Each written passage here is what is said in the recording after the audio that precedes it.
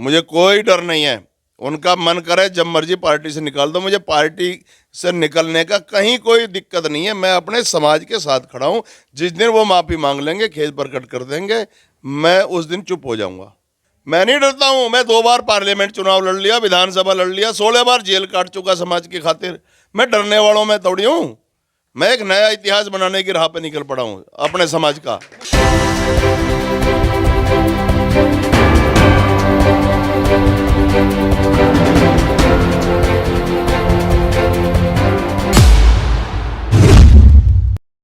नमस्कार, स्वागत है आप सभी का हेडलाइंस न्यूज नेटवर्क पर और मैं हूं आपके साथ विपिन चौधरी। नकुड़ विधानसभा के गांव फंदपुरी में सम्राट मिहिर भोज प्रतिमा का अनावरण होना है और इस कार्यक्रम में शिरकत करने के लिए गुर्जर समाज के बड़े नेता पहुंचने शुरू हो गए हैं। तस्वीरों में आप देख सकते हैं मुखिया गुर्जर जी हमारे साथ में मौजूद हैं। ये भी इस कार्यक्रम में पहुंच चुके हैं। 2022 के विधानसभा चुनाव और दादरी प्रकरण का 2022 के विधानसभा चुनाव पर किस प्रकार का प्रभाव पड़ेगा, इसी विषय पर आज हम इनसे खास बातचीत करेंगे। मुखिया जी, बहुत बहुत स्वागत है आपका हेडलाइंस न्यूज नेटवर्क पर। बहुत बहुत धन्यवाद आपका विपिन जी। दादरी में जो प्रकरण हुआ है, आपको क्या लगता है जो 2022 का विधानसभा चुनाव है, गुर्जर समाज नाराज हो गया है क्या भारतीय जनता पार्टी से? देखो, जो दादरी के अंदर प्रकरण हुआ है वो बहुत दुर्भाग्यपूर्ण हुआ। किसी के समाज के मुख पर कालिक उस राज्य का मुख्यमंत्री के इशारे पर वहाँ के जनप्रतिनिधि पुतवा दें, तो ये उस समाज की बदकिस्मती है। तो वो उसके प्रति आक्रोश स्वाभाविक है और जो कि पूरे देश के अंदर आक्रोश व्याप्त है। तो 2022 में लोग, चूँकि सरकार को समय दिया गया था, मैं भी उसका हिस्सा हूँ, समय दिया गया था, लेकिन आज तक कोई खेद प्रकट नहीं किया गया। यानी इस तरीके का संदेश दिया जा रहा है कि इस समाज की कोई हैसियत इनकी नज़रों में नहीं है। आपको क्या लगता है दादरी का जो प्रकरण हुआ है, कहाँ पर चूक रही?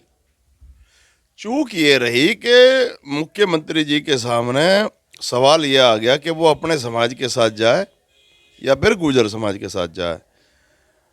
मुख्यमंत्री जी ने तथ्यों पर ध्यान नहीं दिया।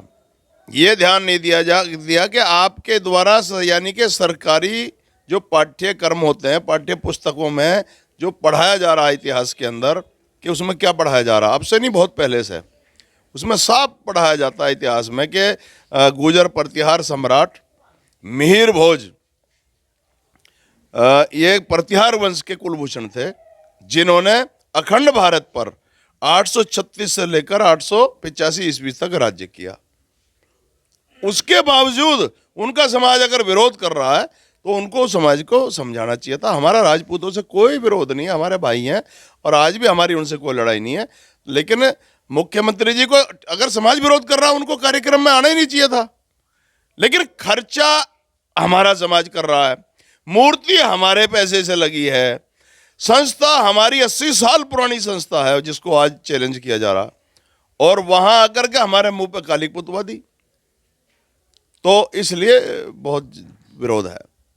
अनावरण से पहले शिलापट पर तो गुर्जर लिखा हुआ था, लेकिन जिस समय अनावरण हुआ वहां पर गुर्जर शब्द गायब हो गया और अनावरण के बाद फिर गुर्जर शब्द लिख दिया गया। तो किसने इस प्रकार की हरकत की? ये वहाँ के जो क्षेत्रीय विधायक और एक राज्यसभा, वो समाज को आधार बना करके ये पद हासिल कर लेते हैं।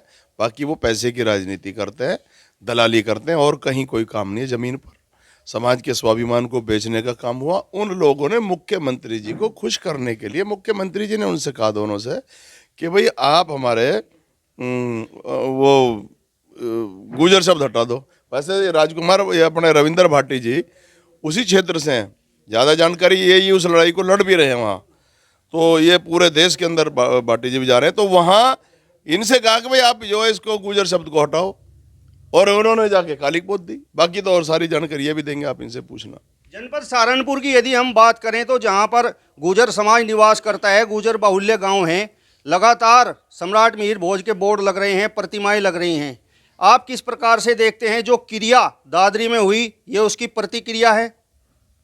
देखो, जो समाज की प्रतिष्ठा वहाँ पर गिरी है वो गुर्जर राजधानी बोली जाती है। ये भी गुर्जर राजधानी है। गुजरात नाम था पहले सहारनपुर का भी। और मेरठ भी गुजर बहुल है। वहाँ पर जो समाज की प्रतिष्ठा धूमिल हुई है, हमारे सहारनपुर समाज की सरजमी को मैं आज नतमस्तक करके प्रणाम करता हूँ कि यहाँ हमारी बिरादरी ने हमारे स्वाभिमान की रक्षा करने का काम किया। अभी मैं देखता हुआ आ रहा था 90% गुजर गांव में सम्राट मिहिर भोज जी के बोर्ड लगे हुए हैं, और आज इस जिले के अंदर ये दूसरी प्रतिमा का अनावरण करने के लिए हम लोग आए हैं। तो इस समाज को के स्वाभिमान को बचाने के लिए मैं सहारनपुर के अपने समाज के लोगों को सादर प्रणाम करता हूँ। आप भाजपा से जुड़े हुए हैं, भाजपा के जो मुखिया हैं, आपकी पार्टी के मुखिया हैं, वो तो लगातार कह रहे हैं कि जो महापुरुष हैं सम्राट मिहिर भोज जी, और जो महापुरुष होते हैं उनकी तो कोई जाति नहीं होती। ओहो, यही हमारे मुख्यमंत्री जी अलवर में जाकर के उसको दलित बता के आए थे, हनुमान जी की जाति बता के आए थे। और थोड़े दिन पहले मरे यही मुख्यमंत्री जी वहाँ अलीगढ़ में जाकर के उनको जाट यूनिवर्सिटी दे करके आए थे। कौन से महेंद्र सिंह राजा थे। तो जाति कैसे नहीं होती है? यानी कि हमने अगर जिस समाज हमारे किसी महापुरुष ने पराक्रम का काम किया, वीरता का और शौर्य के गाथा रचने का काम किया, तो आज हम उनके ऊपर उत्साहित ना हो मैं उनके नाम को लेकर के, हम अपने आप को गौरवान्वित ना समझे।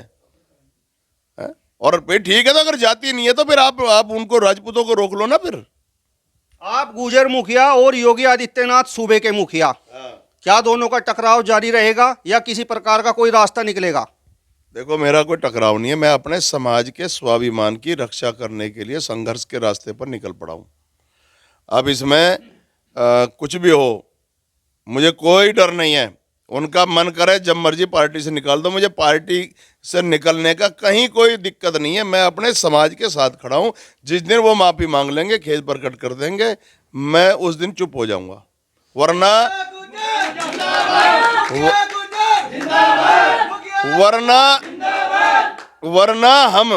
मैं अपने आपके माध्यम से मैं अपने दूसरे भाई जो कहते हैं कुल को जल को मिलते समय नहीं लगता, कल हमारे ग्वालियर में जो हमारे साथ यही हो रहा है, वहाँ हमारे सम्राट मिहिर भोज जी वहाँ तिरपाल के अंदर लिपटे खड़े हैं, वहाँ हमारे अहीर यादव भाइयों ने गुजर समाज के साथ खड़े होने का ऐलान किया।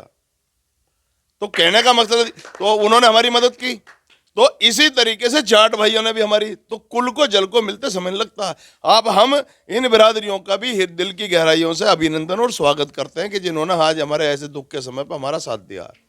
तो इस बारे में मैं चाहता हूँ रविंद्र भाटी जी चूंकि उसी धरती से आए हैं, तो आप इनसे भी इस बारे में जानकारी लो। आप मुखिया जी, आप राजनीतिक व्यक्ति हैं, 2022 का विधानसभा चुनाव भी नज़दीक है, आप भी चुनाव लड़ने की इच्छा रखते होंगे, और जिस तरीके से आप दादरी के प्रकरण के बाद बातचीत कर रहे हैं और लगातार जहां पर अनावरण होते हैं और गुजर जो लिखा जाता है गुजर सम्राट मिहिर भोज, तो भारतीय जनता पार्टी में रहकर आपको नहीं लगता कि पार्टी आपको पार्टी से बाहर कर देगी? ओहो, जब मर्जी बाहर कर दो ना, मुझे कहाँ डर है इस बात का।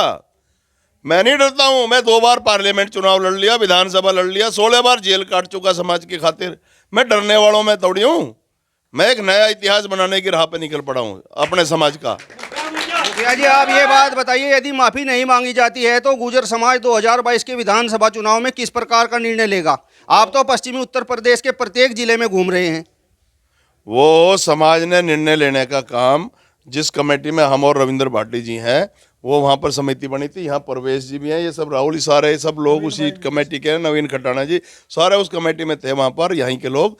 ये वहाँ निर्णय हो चुका था 31 को ना, पटेल बाबा यानी कि एक महापुरुष का अपमान अगर हुआ तो दूसरे महापुरुष के जन्मदिन यानी सरदार पटेल जी के जन्मदिन पर समाज ने एक ऐलान किया है कि यदि माफी नहीं मांगी गई तो पूरा गुजर समाज भाजपा का बहिष्कार करेगा, विरोध करेगा। और भाजपा के जितने भी ये नेता हैं मुझे छोड़ के, चूंकि मैं समाज के साथ खड़ा हूं, अगर कोई गांव में जाएगा तो उनके गांव में जाने पर उनका मुंह काला होएगा, ये ऐलान किया था।